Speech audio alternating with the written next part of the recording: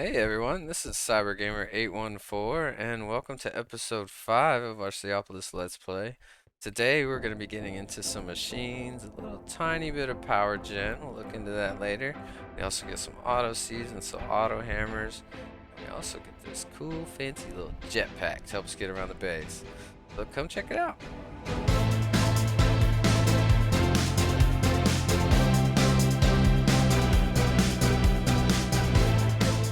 Alright everyone, been working on the base a little bit, changing up the floor, getting these colored squares like I had mentioned. We did get all the sea lanterns in, so there's no more torches. I also was able to fix the little issue we noticed in the last episode with the helmet. Yeah, it kind of bugged me, but I definitely had to fix it, so got that taken care of. Started putting the lanterns up here. I wanted to light it up because as you can see in the very back corner over there, it's kind of dark. So I wanted it to kind of flow a little bit better, get more lighting in here without putting in torches. I also added a building right there, and that is going to be where we will start putting our machines.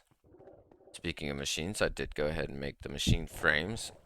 The recipe for that's pretty easy. Iron plates, electron plates, and bronze gears. You can make all that in the smeltery. And I made 16 because they're actually used for quite a bit of machines. But not only that, they're used for the machine casing for refined storage. They're also used for the steel casing for mechanism. So they're pretty much the base recipe to almost every machine in the game. So this is the starting room I got for the machines. I threw up an elevator here to come up to this section. Now, a really cool idea that a viewer gave was to put solar panels attached as a power source for the laboratory. So this isn't a final area. I kind of just built this wall just to keep the mobs out, but I'm planning on putting the solar panels up here. I'll probably fill out this whole section, but I wanted to have an area where I'd be able to run the power cords, if I can make it down the ladder, where I can run the power cords, have space for it, and it wouldn't really be noticeable. Now that we have the machine frames, I've already been kind of gathering up some stuff to get us started, but we'll be able to get started and make the induction smelter. Once we make the induction smelter, we will actually be able to start making the red alloy ingot, and this can only be made in the induction smelter. These are just the blocks, but it uses an iron ingot, copper, and redstone to make two red alloys, and then after that, we'll make the redstone flux coil, which this is a normal recipe for these machines as far as using this to make the machines, but this recipe itself isn't a normal recipe. But we'll use the red alloy ingot on a casting table, pour 2 ingots of gold over top of it, and we'll be able to get the redstone flux coil. I will be able to automate that to an extent, so I'll kind of set that up and show you that when I get there. So what I did is I have the lever automatically dispensing the gold that I put in there, and then I have this item pipe, pulling it from the chest and putting it into the table. And of course the hopper sucks it up and puts it into this chest. Now this is where I run into my dilemma. Let me know down in the comments what you think, whether we should use the mechanism pipes right there where we can actually see everything, or if you have any ideas as far as using both, or how we would be able to make that work. Alrighty, so I have set up our induction smelter here. I put a stack of copper, stack of iron, and 4 stacks of redstone so that we could end up getting 2 stacks of the red alloy ingots. Now with thermal machines, they have this configuration button here, super useful. So the blue is for input and the orange is for output. It also highlights the boxes that are going to be considered for that color on this side. So all the input will be here and all the output will be here. With these two buttons right here, you want auto input and auto output. Now, if you have a pipe pulling the stuff out, you don't need to enable the auto input and auto output. But like for this little simple setup I have here, I just have 2 chests next to it. So I have it auto inputting from the top. So it'll pull from the chest and insert the items. And then it'll auto output to the right. And so it'll just automatically stick them out there. I have completed some quests. So I've been knocking out some quests. We have finished the advancing line. So I went ahead and made the pitiful generator, the basic universal cable, which is mechanisms energy transfer cable. I think it's like 3,200 something R per tick. And then we have the auto hammer and the auto sieve. I went ahead and crafted up both of those. So now we can automate crushing and sieving of materials, which is going to be great because we can do the auto crushing for the granite and diorite and stuff for producing lava. We can also do the auto sieving, so we can get sand, gravel, all that constantly producing in the background without us having to worry about it. So I'm definitely going to make multiples of these. The cool thing is, put an auto sieve with 26 compressed cobblestone. It cooks together, takes forever if I remember correctly, and you get an auto sieve. So auto heavy sieve, sorry. So definitely going to be doing this. But I wanted to kind of catch y'all up. As far as those machines go, we have completed these quests. These are being made, as you can see. So I'll go ahead and get all these machines crafted up, and then we'll kind of start figuring out how we're going to lay them out to make for easy item usage. We also want to think about our digital storage once we add in there. So probably not going to be a permanent setup. I tend to set everything up and then rearrange it 2 or 3 times as I get more and more automation. Okie dokie. I made all the machines. I went ahead and set them all up in here. The chests are all temporary. Once we get our digital storage, we'll be able to just plug them up to that and set up automation through that. I wanted to make sure that each of them had an input and output. Now for the fluid encapsulator, is what I did is on here you can also make it to where inputs and outputs from the same direction. And then we have our sawmill for wood. We have the pulverizer. And then we have the Redstone Furnace. Exactly what you think, it's a powered furnace. I made 2 multi-servo presses because the multi-servo ends up needing this die that it costs. So the main 2 things we're going to be making are plates and gears out of here. So I have 1 multi-servo press that's going to be empty and another multi-servo press that we're going to make this gear working die for, and then we'll be able to make all our gears and everything. I also made a second induction smelter. There's some recipes that mix items and it ends up getting clogged up, so I wanted to be able to automate it a little more cleanly. So I'll have 2 different induction smelters for the auto crafting recipes that I'll hook up to the auto crafters too later. I also added a chest. I'm going to stick burnable items in here, probably coal for now, just to keep this powering. I did add some more lava into here. It is running out a little bit, but still got some redstone dust. But again, this one stops producing power once everything's full. This kept burning until the coal was gone. I also did go ahead and make our first diamond. So diamonds, as you can see, I haven't even held them. Diamonds in the multi-servo press. So for this pack, it's been tweaked so that way you can put 32 coal in the multi-servo press with no dye, and it would give you 1 diamond. Then you can use that diamond to make a diamond gear. Let's go into here real quick. To make the diamond gear required to make this. Then you can use that with an iron mesh and 16 of these redstone flux coils to give you the diamond mesh. From the overworld matter, we're going to start getting uranium. We're going to start getting zinc. We are also going to start getting diamonds as well. We'll be able to sieve soul sand and crush netherrack, which I do have a way to automate that. But this will be getting us cobalt, gold, nether quartz, which will be useful, blaze powder, selenium, and glowstone dust. All very useful things. And then to get emeralds, let's see how we get emeralds. We need an emerald mesh, which takes a block of emerald and osmium. Yeah, with the diamond mesh, we'll start being able to get osmium. I do think I have enough emeralds to go ahead and make that block of emeralds so we can make an emerald seed. So I might just immediately make the diamond and then go ahead and make the emerald. I have 7. I'm pretty sure I've been getting them from the pirates up there, so I might just go kill a few of them. Let's go ahead and... That button I just clicked, by the way, I don't think I've ever explained that. If you click that button, it'll collect all the rewards for quests that you have completed out of your entire book. So I'll go ahead and make the Redstone Servo, upgrade our mesh to the diamond mesh, and then get some overworld matter sieved up so we can start getting osmium. Also with the uranium, it's the ore, or not the ore block, but once you smelt it down into the ingots and you make it into a block, that block is also considered as a heat source for the barrels and stuff like that, and it's much higher than lava and the sea lanterns. This is a blast chiller. It's actually used to make the obsidian by just sticking lava in it and power, and it cools the lava into obsidian. So this would be something that we would want to kind of connect some sort of auto lava gen. That's why I decided not to put in a line with the other stuff. Same thing with this one. This is a sequential fabricator. So just like that table that we made in the very beginning, you can go in here, you can save a crafting recipe, give it power, and boom, it'll start just crafting up the items based on whatever materials it goes in there. Okie dokie, so I've added a few more things. I went ahead and I used a few of my coins to get some of the solar panels from the shop. One thing I haven't brought up is you have this button in the middle to reset the shop. That's why everything's all clean, like I haven't purchased anything. So when you buy something, you're actually able to just reset it and buy it again.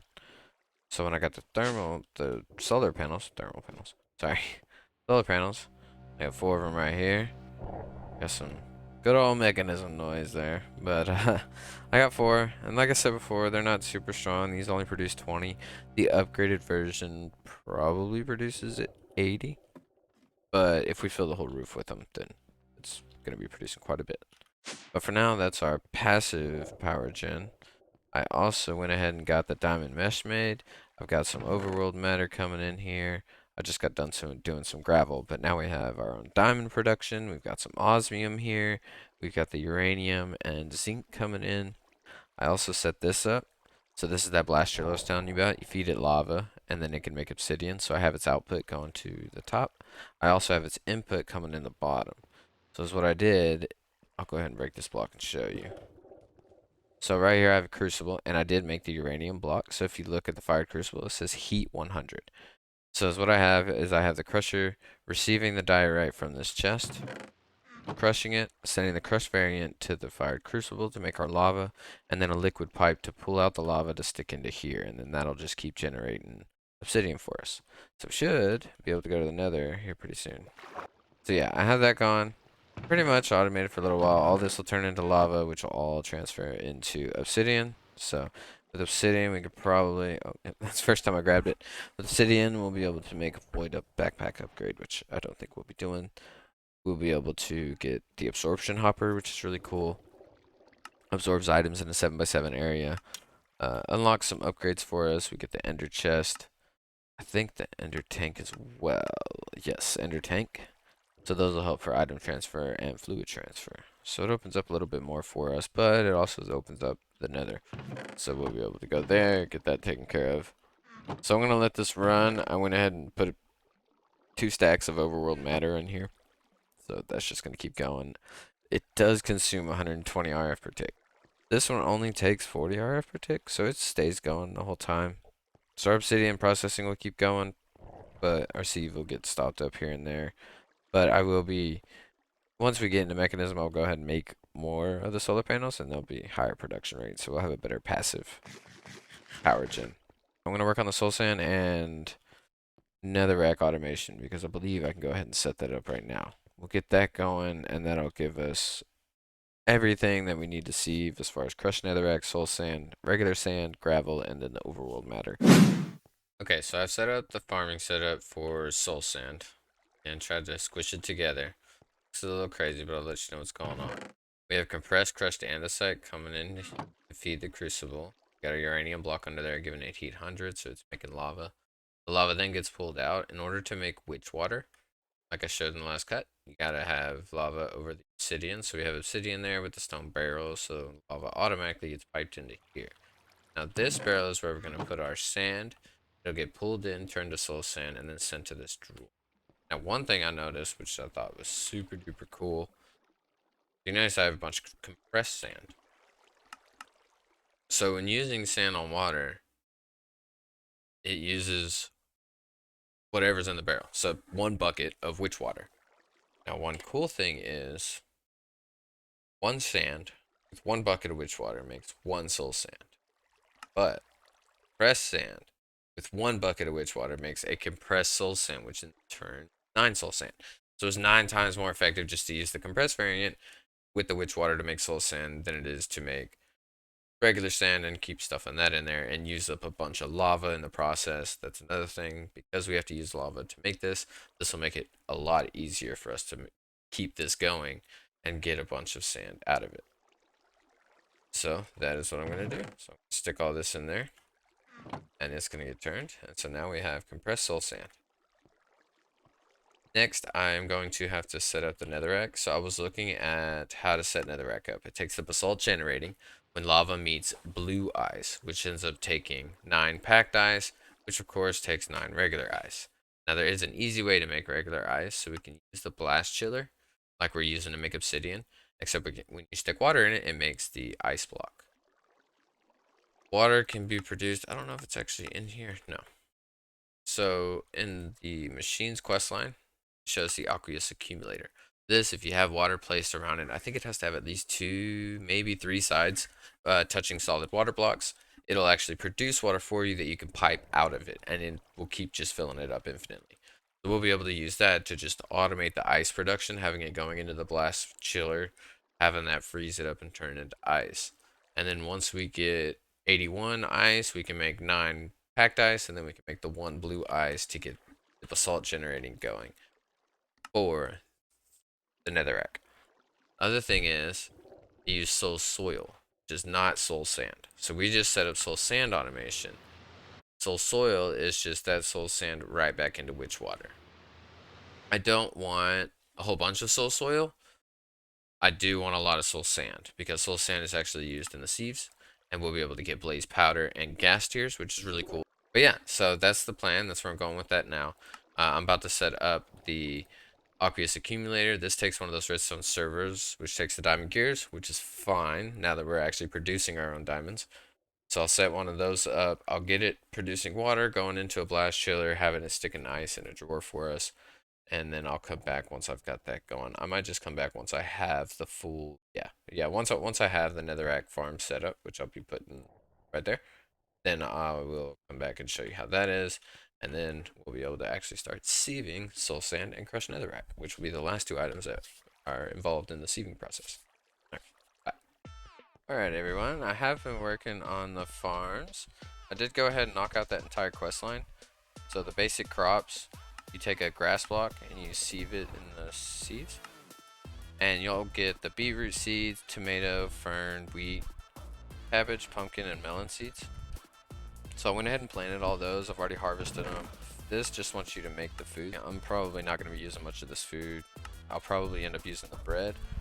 The second tier of the seeds is where it actually, the recipes are changed, because it's an actual recipe. But the culinary station is where I'll be using the bread, because this allows you to make like mixed sandwiches. I'll show you all that probably in the next episode. Like this bamboo seed takes a watermelon slice, beetroot seed, and a wheat seed, and you drop it in an open source block of organic water, and it'll just turn it all into 1 bamboo seed.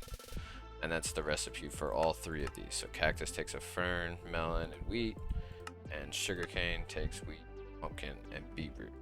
So we'll get started with all that next episode, and this is where you harvest it, and you can make these out of these. So that's another chain. I'll kind of go over through that in the next episode. Since we got some wheat, we were actually able to go ahead and make the animals bait. So I made the chicken bait, and this just takes 3 wheat seeds and 3 wheat. Now the chicken bait is what I was talking about earlier. It kind of has to have an environment around it. So I just threw some bone meal on the grass to get some grass going on. We threw some trees up. I got a little block of water here. I put trapdoors so you just walk over it and don't accidentally fall in a hole. But you place the bait on the ground and just walk away because it doesn't want to spawn when you're near it. And eventually a chicken will pop out. So I went ahead and led them here and had a chicken farm. As you can see, it's full.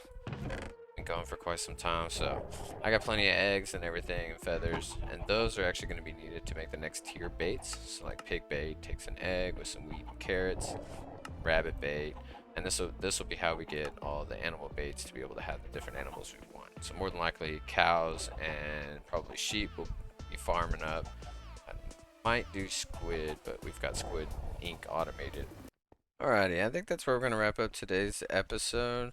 I did end up going ahead and was able to make the emerald mesh. Once we got the diamond mesh, we started getting osmium, so I just sieved up some more and got some more osmium. Emerald, I went out and killed a couple more guys and got those 2 emeralds we were missing, so I was actually able to make the emerald mesh. And this actually started giving us netherite scrap from the netherrack we automated earlier. So now we've got plenty of cobalt, we've got some glowstone, netherite scrap. We also have nether quartz, so here pretty soon we'll be able to get started with our digital storage. Look at this, we got plenty of diamonds, we have emeralds. So we're getting a lot of resources, and this being automated has been a big relief.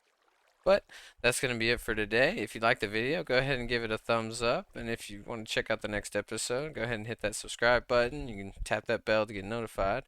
We do have a Discord if you want to check it out. You can come chit chat with us, share some pictures of your builds or whatever. It's a bunch of cool peeps over there. Alright, we all have a good one and take it easy. Bye.